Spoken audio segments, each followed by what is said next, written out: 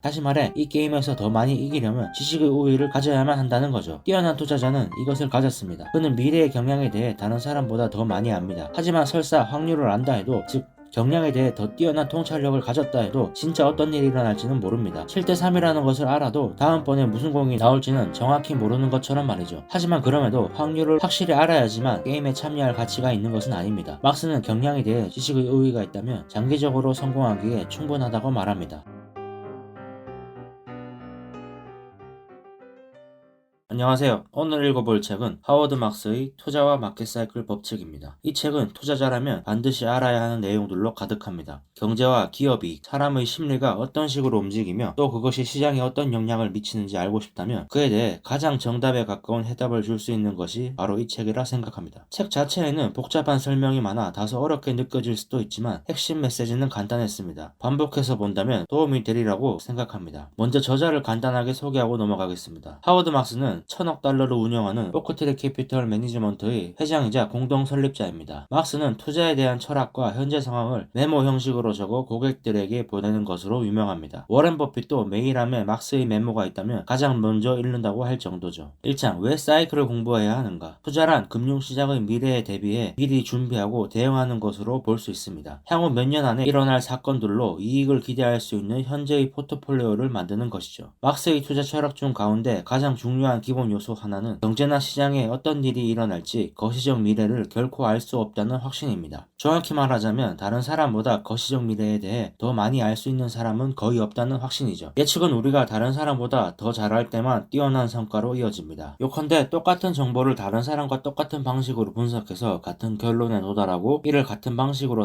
실행하면서 더 좋은 성과를 거두리라는 기대는 접어야 한다는 거죠. 게다가 거시적 미래와 같은 영역에서 남들을 계속 앞서 나가기란 매우 어렵습니다. 따라서 거시적 예측은 잘 이루어진다면 투자 성과를 높일 수 있지만 막스 자신을 비롯한 대부분의 투자자는 이게 매우 어렵다고 말합니다. 그래서 우리는 세 가지의 시간을 써야 합니다. 그 세 가지는 막스가 알기 쉬운 정보라고 부르는 것들로, 이를테면 산업, 기업, 주식의 펀더멘털과 펀더멘털에 투자할 때 지불할 적정 가격, 그리고 지금 투자 환경에서 포트폴리오를 포지셔닝할 방법입니다. 처음 두 가지 주제는 주식 분석과 가치 투자의 핵심 요소입니다. 가치 투자자들은 어떤 일을 할까요? 그들은 가격과 가치 사이의 차이를 이용하기 위해 노력합니다. 그들의 직접적인 목표는 가장 효율적인 가치 제한, 즉 가장 높은 상승 잠재력을 가졌거나 하락 위험에 비해 상승 가능성이 높은 자산에 투자하는 것이죠. 정해진 시점에서 포트폴리오의 포지셔닝을 최적화하는 가장 좋은 방법은 공격과 방어 사이에서 유지해야 할 균형을 결정하는 겁니다. 왜 사이클을 공부해야 하는지 알고자 할 때 필요한 키워드 중 하나는 경향입니다. 우리는 일어날 수도 있는 일이나 일어나야 하는 일, 발생 가능성에 대해 논의할 수 있습니다. 막스는 이런 것들을 경향이라고 부릅니다. 막스는 자신의 생각에 리스크는 자본을 영구적으로 손실할 가능성이라고 말합니다. 한편 잠재적 이익을 놓칠 가능성인 기회 위험도 있다고 말하죠. 두 가지를 합쳐보면 리스크는 우리가 원하는 대로 되지 않을 가능성입니다. 그렇다면 리스크의 원인은 무엇일까요? 막스는 자신이 가장 좋아하는 투자 철학가 중 한 명인 피터 번스타인의 말을 인용합니다. 피터 번스타인은 리스크를 숫자로 측정할 수 있는가 라는 제목으로 글을 썼습니다. 리스크는 기본적으로 어떤 일이 일어날지 알 수 없다는 것이다. 일어날 수 있는 결과의 범위가 있지만 그 범위 내의 무엇이 될지는 모른다. 때로는 그 범위조차 알지 못한다. 런던 경영대학원의 교수였던 엘로이 담스는 리스크는 일어날 일보다 더 많은 일이 일어날 수 있다는 의미이다 라고 말했습니다. 경제, 비즈니스, 시장에서 일어나는 사건에 대해 한 가지 결과만 나올 수 있고 그것을 예측할 수 있다면 리스크는 당연히 없을 겁니다. 그러나 투자에는 여러 다른 결과가 있을 수 있고 그런 이유들 때문에 불확실성과 리스크는 피할 수 없죠. 따라서 미래는 하나의 고정된 결과가 아니라 다양한 가능성과 확률로 이루어진 확률 분포로 봐야 합니다. 여기서 말하는 확률 분포란 간단히 말해 미래에 일어날 가능성이 있는 일들과 그 일들의 확률을 추정하는 겁니다. 투자자는 말할 것도 없고 미래를 잘 다루고 싶은 사람은 누구나 구체적으로든 약식으로든 확률 분포를 만들어야 합니다. 하지만 확률을 안다고 해서 무슨 일이 일어날지 아는 것은 아니죠. 막스는 자신의 생각에 투자에서 성공은 복권 당첨자를 뽑는 것과 비슷하다고 합니다. 막스는 뛰어난 투자자는 볼풀에 어떤 공돌이 있으며 따라서 추첨에 참여할 가치가 있는지 판단하는 감각이 좋은 사람이라고 말합니다. 즉 뛰어난 투자자는 미래의 미래에 무슨 일이 일어날지 정확히는 알 수 없어도 미래의 경향, 다시 말해 미래에 일어날 가능성이 있는 일들에 대해 평균 이상의 이해를 갖고 있다는 거죠. 그리고 미래에 일어날 일들이 전부 다른 가능성을 가지고 있다는 것도 알고 있습니다. 병에 검은색 공과 흰색 공이 총 100개가 들어있다고 해봅시다. 어떤 색 공이 나오는데 베팅하겠습니까? 병 속에 든 내용물에 대해 아무것도 모른다면 베팅은 그저 추측입니다. 정보가 없는데 돈을 거는 것은 투기이죠. 검은 공 50개와 흰 공 50개가 들어있다는 사실을 알아도 똑같습니다. 확률이 50대 50이니 참가료를 내야 한다면 베팅은 바보 같은 짓이죠. 요컨대 병 속의 공에 대한 유리한 정보 없이 하는 베팅은 수익성이 좋지 않습니다. 그런데 병 속의 내용물에 대해 특별한 통찰력을 가졌다면 어떨까요? 검은 공 70개와 흰 공 30개가 있다는 사실을 안다고 해보죠. 이 경우엔 당신이 맞힐 경우가 더 많을 겁니다. 검은 공에 10달러를 걸 수 있다면 10달러를 벌 확률은 70%, 10달러를 잃을 확률은 30%입니다. 즉 10번 걸면 40달러의 수익을 기대할 수 있다는 거죠. 물론 베팅 상대는 병 속에 검은 공이 70, 흰 공이 30이 들어있다는 사실을 모르거나 당신이 이 정보를 안다는 사실을 몰라야지만 반반의 확률을 제시하겠죠. 만약 상대가 이 사실을 안다면 흰 공이 나왔을 때는 더 많이, 검은 공이 나왔을 때는 더 적게 베팅할 겁니다. 그러면 이 베팅은 다시 의미가 없어집니다. 다시 말해 이 게임에서 더 많이 이기려면 지식의 우위를 가져야만 한다는 거죠. 뛰어난 투자자는 이것을 가졌습니다. 그는 미래의 경향에 대해 다른 사람보다 더 많이 압니다. 하지만 설사 확률을 안다 해도, 즉 경량에 대해 더 뛰어난 통찰력을 가졌다 해도 진짜 어떤 일이 일어날지는 모릅니다. 7대 3이라는 것을 알아도 다음번에 무슨 공이 나올지는 정확히 모르는 것처럼 말이죠. 하지만 그럼에도 확률을 확실히 알아야지만 게임에 참여할 가치가 있는 것은 아닙니다. 막스는 경량에 대해 지식의 의의가 있다면 장기적으로 성공하기에 충분하다고 말합니다. 이런 이유로 우리는 사이클을 이해함으로써 이익을 얻을 수 있습니다. 보통의 투자자는 다음과 같은 사실은 모릅니다. 보통의 투자자는 사이클의 본성과 중요성을 충분히 이해하지 않고 여러 사이클을 겪어보지 못했으며 금융력 역사를 읽지 않아 과거의 사이클의 가르침을 모르죠. 반면 뛰어난 투자자는 사이클에 주의를 기울이죠. 사이클에서 자신의 위치를 파악하고 다음과 같은 판단을 합니다. 상승 국면의 초입인가 막바지인가? 현재 위험한 국면인가? 투자자들이 욕심이나 두려움에 움직이는가? 투자자들은 위험을 회피하는가 위험을 감수하는가? 시장이 가열되었는가 냉각되었는가? 위의 항목들을 고려했을 때 우리는 방어 중심이어야 하는가 공격 중심이어야 하는가? 뛰어난 투자자는 이런 요소에 주의를 기울여 보통의 투자자들보다 이길 수 있는 우위를 가집니다. 이길 가능성이 질 가능성보다 높지 않은 걸 알기 때문에 유리할 땐 더 투자하고 불리할 땐 덜 투자할 수 있죠. 예를 들어 투자해서 수익을 얻을 기회는 다음의 경우에 더 높아집니다. 다시 말하면 유리한 시장 상황입니다. 경제와 기업의 수익이 하락할 가능성보다는 상승할 가능성이 더 높을 때, 투자 심리가 뜨겁지 않고 냉랭할 때, 투자자들이 리스크에 대해 인식하거나 너무 많이 걱정할 때, 시장 가격이 크게 상승하지 않았을 때, 보통 투자 수익에 대해 확률 분포를 그려보면 다음과 같습니다. 사이클에서 포지션이 중립일 경우, 즉 좋지도 나쁘지도 않은 상황이면 수익 전망은 정규 분포를 보입니다. 위와 같은 그래프죠. 그런데 사이클이 유리한 상황이면, 즉 앞서 말한 시장 환경이 유리한 상황이 펼쳐지면 확률 분포가 오른쪽으로 이동하여 수익 전망이 우리에게 유리하게 바뀝니다. 수익 전망이 유리하게 바뀌었다는 것은 다시 말해 수익을 얻을 수 있는 사건들이 일어날 가능성이 높아졌다는 겁니다. 이때는 수익을 얻을 확률은 높고 손실을 입을 확률은 낮습니다. 반면에 사이클이 위험한 구간이라면 불리한 일이 일어날 확률이 높습니다. 수익을 얻을 가능성은 낮고 손실을 입을 가능성은 높다는 거죠. 예를 들어 병 안에 검은 공이 더 많다는 사실을 나만 알고 그 사실을 상대방이 모르는 상태에선 확률 분포가 오른쪽으로 이동하고, 반대로 병 안에 어느 공이 많은지 모르는 상태이거나 상대방만 아는 상황이라면 확률 분포는 왼쪽으로 이동한다는 겁니다. 사이클 안의 포지션이 바뀌면 확률도 변합니다. 상황에 따라 투자 견해를 바꾸지 않으면 확률을 내 편으로 만들 기회를 놓쳐버리는 거죠. 병 속에 있는 공에 대해 통찰력을 가진 사람이라도 다음에 무슨 색 공이 나올지 알 수 없는 것처럼 사이클을 연구하는 사람도 다음에 무슨 일이 일어날지 여전히 알지 못합니다. 하지만 그럼에도 병 속에 공이 70대 30의 비율로 들어있다는 사실을 아는 사람이 유리하죠. 마찬가지로 투자자 역시 지금이 사이클에서 어디쯤인지 아는 것이 모르는 사람들에 비해 유리합니다. 막스는 이 책에선 여러분이 그런 사람이 될 수 있게 도우려 한다고 말합니다. 2장 사이클의 성격. 막스는 어떤 현상은 사이클이라고 설명하고 어떤 현상은 시계추처럼 움직인다고 번갈아가며 표현합니다. 사이클은 중심선을 기준으로 오르내리고 마찬가지로 시계추는 중간 지점에 위에 매달려 왔다 갔다 합니다. 이 둘의 근본적인 차이는 없고 설명의 편의성에 의한 것이라고 막스는 말합니다. 중요한 점은 투자자들이 살고 있는 세계에서 사이클은 오르내리고 시계추는 좌우로 흔들린다는 사실입니다. 움직임이 생기는 근본적인 이유와 움직임이 만들어내는 패턴에는 많은 공통점이 있습니다. 또 이들은 시간이 지날수록 어느 정도 한결같아지는 경향이 있다는 거죠. 역사는 그대로 반복되지는 않지만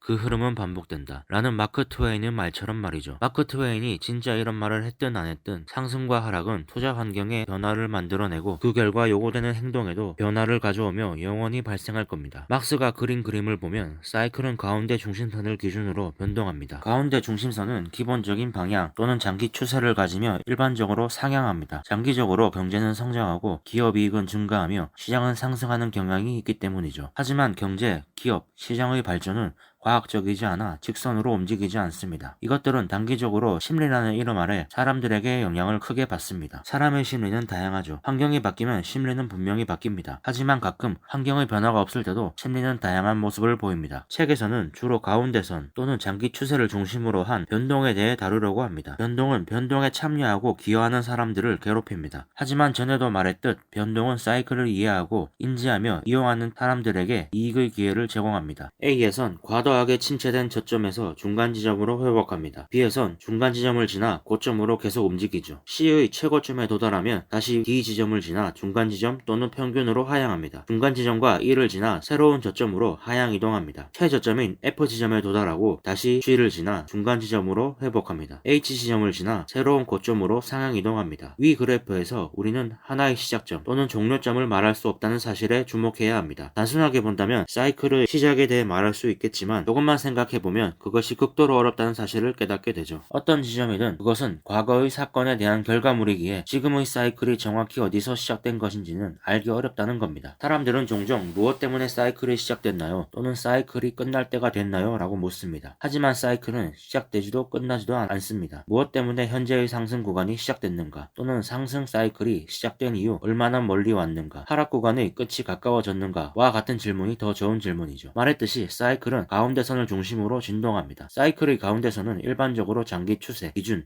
평균, 보통, 중도로 간주되며 옳고 적절하다고 여겨집니다. 반면 사이클의 극단은 되돌아가야 할 비정상적인 것 또는 과도한 지점으로 생각되며 대개의 경우 진짜 그렇죠. 사이클의 고점 또는 저점에서 중간을 향해 되돌아가는 것을 평균을 향한 회귀라고 설명합니다. 이것은 매우 합리적인 움직임입니다. 하지만 중간에 머무르는 시간은 길지 않죠. 사이클 패턴은 극단에서 중간으로 되돌아가는 움직임을 보이지만 중간에서 다시 극단을 향해 움직이기도 합니다. 중간 지점이 얼마나 옳고 적절한지는 상관없습니다. 중간 지점을 지나 반대쪽 극단으로 가는 움직임은 계속될 겁니다. 저평가 상태에서 적정 가격으로 이동에 멈추지 않고 고평가 상태를 향해 움직인다는 거죠. 중간으로 이동하는 것은 합리적으로 보이지만 사실 그렇지 않을 수도 있다는 것이죠. 왜냐하면 항상 중간 지점을 지나 반대쪽 극단으로 계속 움직이기 때문입니다. 합리적인 움직임이었다면 중간에서 멈췄어야겠지만 항상 합리적인 지점을 지나 극단으로 가죠. 사이클은 중간 지점에서 더 멀리 나아갈수록 즉 더 크게 이탈할수록 혼란을 일으킬 잠재력이 커집니다. 극단으로 움직이는 행동이 부적절하다고 판명되면 되돌림은 더 격렬해지고 피해가 크죠. 다시 말해 경제와 기업이 지나치게 잘하고 주가가 지나치게 높아지는 것처럼 중간을 벗어난 움직임이 커지면 혼란의 잠재력도 커진다는 겁니다. 상승 뒤에서 조정이 따라오고 붐과 거품 뒤에는 폭락과 패닉이 따라오는 것처럼 말이죠. 다음은 막스가 장기적인 전망이라는 제목으로 썼던 메모입니다. 인도에서 한 무리의 맹인들이 코끼리를 만났다. 맹인들은 각자 코, 다리, 꼬리, 귀 등 서로 다른 부위를 만지고 서로 다른 설명을 했다. 장님들은 코끼리의 다리를 나무로 착각할지도 모른다. 마찬가지로 근시안적인 투자자는 상승세가 영원히 지속될 것이라고 생각할지도 모른다. 그러나 한 걸음 물러서서 역사의 긴 흐름에서 본다면 장기 사이클은 반복된다는 사실을 알 수 있다. 대부분의 사람들은 사이클 위의 사건들을 개별적인 사건으로 인식합니다. 마치 맹인들이 코끼리의 모습을 단편적으로만 설명한 것처럼 말이죠. 하지만 실제 사이클에서는 각각의 사건들이 다음 사건을 야기하는 것으로 보아야 합니다. 예를 들면 다음과 같습니다. 사이클이 어느 한 극단을 향해 움직이면 에너지가 생기고 저장됩니다. 그러다 더 멀리 가기 어려워지면 저장되었던 에너지가 반대 극단으로 가는데 쓰이게 되죠. 지금의 원인은 과거이며 과거의 결과가 지금입니다. 즉 사이클은 단순히 사건들이 나열된 것이 아니라 서로 얽혀있는 사건들이 이어지는 겁니다. 이유는 인간의 심리가 작용하기 때문입니다. 막스가 설명하는 사이클은 원인과 결과가 되는 일련의 사건들이 연속으로 이루어집니다. 이런 인과관계를 주목해서 보아야 합니다. 바로 이런 일련의 사건 때문에 다양한 영역에서 전개된 사이클이 다른 영역의 사이클에도 영향을 미치게 되죠. 이익 사이클에 따라 결정되는 기업의 발표는 투자자들의 태도에 영향을 미치고 투자자들의 태도는 시장에 영향을 미칩니다. 이 책에서는 각각의 사이클을 분리된 별개의 부분으로 설명하겠지만 이것은 현실과는 다르다고 막스는 말합니다. 막스의 설명만큼 깔끔하게 구분하기는 어렵다는 것이죠. 사이클은 모두 얽혀있지만 쉽게 이해하기 위해 단순하게 설명하는 겁니다. 마지막으로 잡다한 모험이라는 메모를 통해 사이클의 본질을 알아보죠. 사이클은 불가피하다. 가끔씩 상승장이나 하락 추세가 장기간 지속되거나 엄청난 극단을 향해 갈 때가 있다. 그러면 사람들은 이번에는 다르다 라고 말하기 시작한다. 하지만 오래된 규칙이 여전히 적용되고 있다는 사실이 입증되고 사이클은 다시 시작된다. 결국 나무는 하늘 끝까지 자라지 않듯 대부분은 사이클을 따르게 된다. 사이클의 영향력은 투자자들이 과거를 기억하지 못하기 때문에 높아진다. 사이클은 자기 교정적이며 사이클의 전환이 반드시 외부의 사건에 의해 좌우되는 것은 아니다. 사이클이 한 방향으로 영원히 가지 않고 전환하는 이유는 추세가 스스로 전환에 대해 이유를 만들어내기 때문이다. 인간의 지각이라는 렌즈를 통해 보았을 때 사이클은 종종 실제보다 덜 대칭적으로 보인다. 부정적인 가격 변동은 변동성이라고 부르는 반면 긍정적인 가격 변동은 이익이라고 부른다. 시장이 붕괴되면 패닉을 판다라고 하는 반면 가격이 급등하면 이보다 상냥한 이름을 붙인다. 사람들은 사이클의 바닥에서 투자자의 항복을 말하지만 나는 신중한 투자자들이 패배를 인정하고 매수하는 꼭지에서 항복을 본다. 금융 사이클은 대개 대칭적입니다. 모든 사이클의 움직임은 반대쪽을 가지고 있죠. 상승은 하락으로 이어지고 반대도 마찬가지입니다. 대부분의 사람들은 호황 뒤에 불황이 온다는 사실을 압니다. 그리고 몇몇 사람들은 불황이 호황에 의해 생긴다는 사실도 알죠. 다만 이런 대칭은 사이클의 방향에만 적용될 뿐 움직임, 강도, 시기, 속도에 반드시 적용되는 것은 아닙니다. 따라서 상승세는 더 크거나 작은 하락세로 이어지기도 하죠. 고점에 도달한 직후 하락세가 시작될 수도 있고 조정이 시작되기 전까지 오랫동안 고점에 유지될 수도 있습니다. 무엇보다 중요한 점은 호황이 완성되는 데는 몇 년이 걸릴 수도 있지만 뒤따라오는 불황은 고속 화물 열차처럼 빠르게 올 수도 있다는 겁니다. 막스의 오랜 파트너인 셸던 스톤은 이렇게 말했습니다. 풍선의 공기는 들어갈 때보다 빠질 때의 속도가 훨씬 빠르다. 사이클의 방향은 대칭적이나 시기나 속도는 다르다는 말이죠. 호황은 천천히 만들어지고 오래 지속될 수도 있지만 하락은 빠르게 할 수도 있다는 겁니다. 반대도 그렇습니다. 마크 트웨인이 했다는 역사는 그대로 반복되지는 않지만 그 흐름은 반복된다 라는 말로 되돌아가 보죠. 역사의 범주 안에서 세부 사항은 사건마다 다양하지만 기저의 주제와 메커니즘은 한결같다는 말입니다. 이것은 금융 사이클은 물론 금융위기에 있어서도 틀림없는 사실입니다. 뒤에서 보겠지만 2007년에서 8년의 세계 금융위기는 부실한 서브프라임 모기지를 엄청나게 발행한 데다 낙관주의 팽배, 위험 회피의 결여, 지나치게 관대한 자본시장이 서브프라임 모기지를 둘러싼 위험 행동을 초래해서 발생했습니다. 이것을 보고 편협한 자들은 이 다음에 또 자격 없는 주택 구매자들이 쉽게 대출받을 수 있는 모기지 금융이 만들어지면 반드시 조심할 것이다 라고 말할 겁니다. 하지만 보편적으로 주의해야 할 것은 과도한 낙관주의와 지나치게 관대한 자본시장입니다. 간단히 말해서 세부 사항은 중요하지 않지만 근본적인 사항은 확실하게 반복된다는 말이죠. 사이클의 소리를 듣는데 가장 중요한 요소 중 하나는 이런 반복되는 것들을 찾아낼 수 있는 능력입니다. 이 장에선 사이클의 다면적이고 복잡한 특성을 말했습니다. 이런 특성 때문에 사이클은 분석적이면서도 직관적으로 이해해야 합니다. 분석적이면서도 직관적인 능력을 가진 사람이 가장 멀리 나아갈 것이라고 막스는 말합니다. 경험은 내가 원하는 것을 얻지 못할 때 얻는 것이다 라는 격언처럼 사이클에 관한 가장 큰 교훈은 경험을 통해 배울 수 있다고 막스는 말합니다. 고대 그리스의 역사가인 투키디데스는 나의 글이 과거에 있었던 일, 그와 상당히 비슷한 방식으로 미래에 반복될 일을 명확하게 알고 싶은 사람에게 유용하다는 평가를 받는다면 만족할 것이라고 말했습니다. 막스는 자신의 책에서 추구하는 목표도 이와 같다고 말합니다. 3장 사이클의 규칙성. 막스는 2013년 가을 투자에 대한 생각을 접고 런던에 본사를 둔 자산운용사 린드셀 트레인의 닉 트레인으로부터 이메일 한 통을 받았습니다. 닉 트레인은 막스에게 사이클이라는 것은 규칙적이고 예측 가능해야 한다고 말했습니다. 딕셔너리닷컴에 따르면 물리학에서의 사이클은 원래값과 동일한 최종값으로 돌아가며 최대값과 최소값을 갖는 완전한 변화 현상입니다. 이러한 과학적 사이클은 변동의 타이밍과 경로가 언제나 똑같기에 규칙적인 패턴을 따라 시작한 곳에서 다시 끝나죠. 하지만 경제, 기업, 시장, 그리고 투자자들의 심리와 행동은 이런 식으로 규칙적이지 않습니다. 막스는 일관성을 보이지 않아도 사이클이 될 수 있다고 주장했고 결국에는 트레인도 동의했다고 합니다. 단지 사이클이라는 단어의 정의에 대한 문제였던 거죠. 케임브리지 사전에 따르면 비기술적인 분야에서 일반적으로 사용하는 사이클에 대한 정의는 특정한 순서로 발생하는 한 무리의 사건들로 하나의 사건이 다른 사건을 뒤따르며 종종 반복되는 것입니다. 막스는 이 정의가 마음에 든다고 합니다. 여기서 주목해야 할 중요한 사실은 막스가 사이클이라고 부르는 현상들이 기계적, 과학적, 물리적 과정에서 비롯되지 않았다는 점입니다. 그 현상들이 기계적, 과학적, 물리적 과정에서 기인했다면 훨씬 더 믿을 수 있고 예측 가능했겠지만 잠재적 수익성은 훨씬 낮았을 겁니다. 큰 이익은 다른 사람들보다 현상을 더 잘 보는 데서 오기 때문에 사이클이 완전히 믿을 수 있고 예측 가능했다면 우위를 가질 수 없을 없을 것이란 말이죠. 모든 분야의 결과에는 다양한 요인들이 영향을 미치며 그중 많은 부분이 무작위적이고 예측할 수 없습니다. 기업은 양호한 실적을 발표할 수는 있지만 결과적으로 주가는 경쟁사나 중앙은행의 움직임에 영향을 받는 것처럼 말이죠. 이런 상황을 고려했을 때 사이클은 규칙적이지 않습니다. 하이힐드 채권의 예를 들어보겠습니다. 한때 채권은 발행 후 약 2년째의 디폴트가 나기 쉽다는 견해가 생겨났습니다. 이 가설대로라면 2주년이 가까워졌을 때 채권을 전부 매도하고 살아남은 것만 다시 매수하면 되는 겁니다. 이런 가설이 인기를 얻을 때쯤 발행 2주년 채권의 디폴트 클러스터가 일어났습니다. 하지만 인과관계는 매우 달랐죠. 이 현상은 신뢰할 만할까요? 당시 하이힐드 채권의 역사는 고작 20년 정도밖에 되지 않았기 때문에 엄격한 분석보다는 단순하고 유용한 규칙을 찾고자 하는 사람들의 갈망에 의해 만들어진 아무 근거 없는 추론이었습니다. 실제로 디폴트는 채권 발행 후 경과한 시간과는 분명 아무 상관없습니다. 막스는 시장이 계속 등락할 것이라고 확신하며 왜 그리고 무엇이 이런 등락을 만드는지는 알고 있다고 말합니다. 하지만 움직임이 언제 생기고 약해질지, 얼마나 멀리 갈지, 얼마나 빨리 움직이고 언제 중간 지점으로 회귀할지, 반대편으로 얼마나 멀리 갈 것인지는 결코 알 수 없다고 하죠. 불확실성은 인정해야 합니다. 막스는 사이클의 타이밍에 대해 아는 약간의 지식 덕분에 사이클에 대한 이해가 얕고 사이클에 주의를 기울이지 않는 대부분의 투자자들에 비해 큰 장점을 가질 수 있게 되었다고 말합니다. 이것이 자신과 오크트리의 동료들이 지난 22년간 누려왔던 우위의 원천이라면서 말이죠. 그리고 이것이 막스가 이 책에서 전달하고 싶은 주요 내용입니다. 이 책에서 막스의 글은 쉽지만은 않습니다. 그럴 땐 이 장의 제목을 보면 이 장에서 무엇을 말하고자 하는지 알 수 있습니다. 사이클의 규칙성. 사이클은 계산 가능한 공식을 가지고 규칙적으로 움직이는가? 다른 말로 적어보면 사이클은 규칙적인가? 우리는 이 장에서 이 질문에 대한 대답을 찾아야 합니다. 답은 그렇지 않다입니다. 사이클은 반복은 되지만 규칙적이지는 않습니다. 하지만 그 때문에 기회가 많죠. 규칙적이라면 모든 사람이 다 알 것이기 때문입니다. 규칙적이지 않기에 대다수의 사람들은 알지 못하고 사이클에 대한 이해가 있는 사람은 설사 그것이 얕은 이해일지라도 우위에 서서 투자할 수 있다는 거죠.